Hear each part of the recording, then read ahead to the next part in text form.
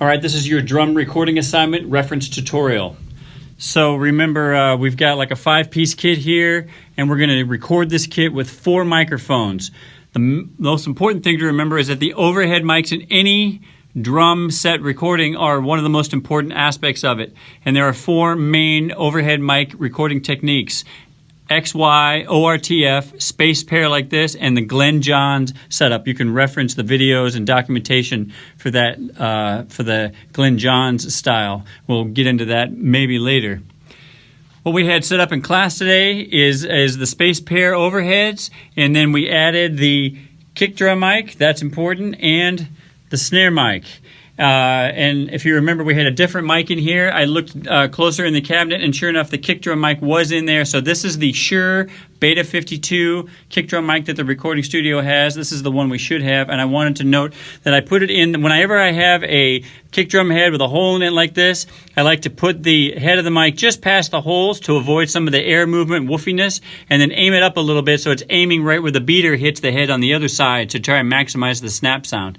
So this is the setup. We got the kick mic like that. We've got the snare mic just sitting on top of the edge of the snare drum with the head of the mic facing towards where the stick would strike the drum. That's an SM57. And then overhead, we've got the 2 SM81s, the same microphones that you use for the acoustic guitar recording. So the kick drum mic and the snare mics are dynamic microphones. Dynamic microphones make their own power by moving of their diaphragms, so they do not need phantom power. Condenser microphones are, they do need power in order for the signal that's created when their diaphragms move to be strong enough to be read at the other end, so to speak, to be heard at the other end. So they do need phantom power. These 2 are condenser microphones. You remember you used them on the acoustic guitars. These 2 are not condenser microphones. They're dynamic microphones. You'll remember that we're using now the drum loom, this is called. Some people call it a snake, but it's a loom. There's 8 wires all bundled together in there that are made just for the drum set, that are properly labeled in accordance with an 8-piece drum set.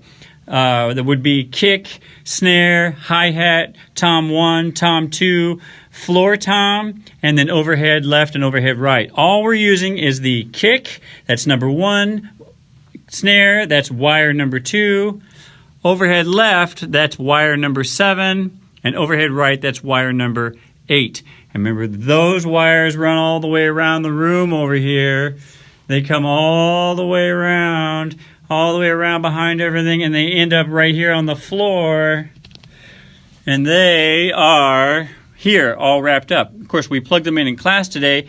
According to the assignment, we're going to use the API mic pre because it's got 4 channels, and that's great. So we're going to use, we're going to plug them into APIs 1 through 4 in the order that we, of the number of the snake loom. So it's going to be kick 1 in API 1, which you know is Pro Tools or Pro Tools 5, which is 5 on the 1 through 8 as far as the 8 channels of mic preamplifiers that we have.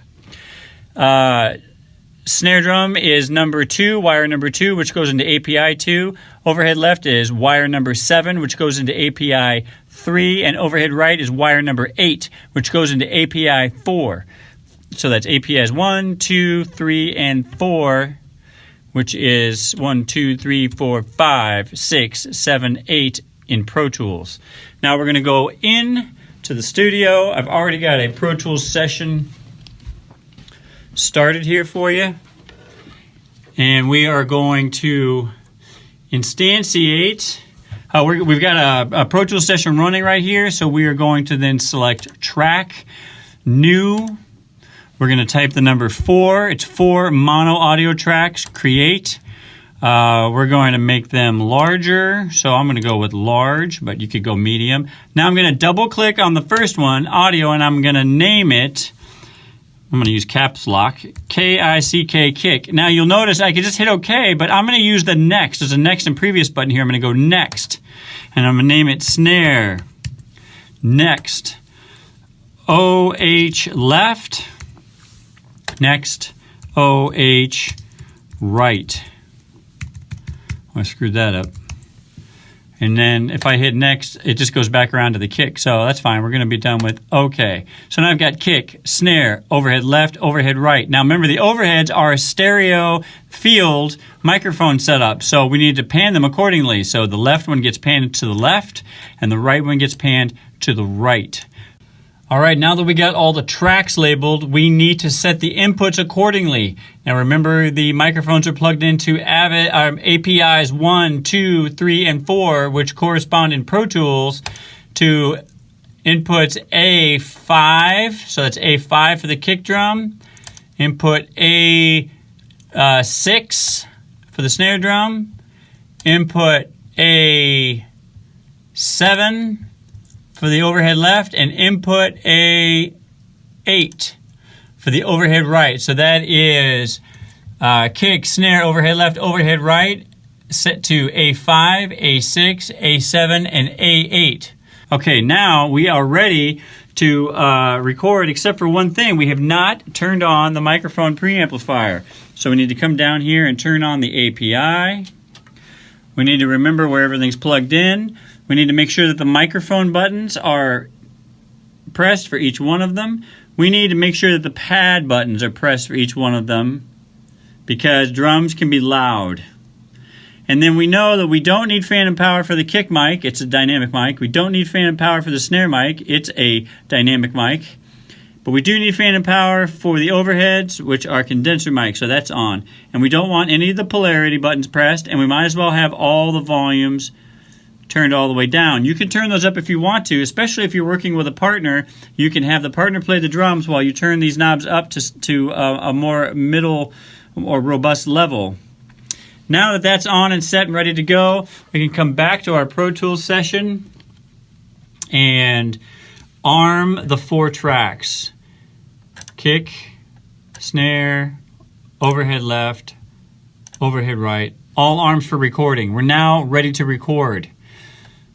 We can hit the record button up there, and then the play button or command space on the keyboard, and you can see the pink is now rolling. We'll go in there and play the drums. I recommend that you play the drums hard.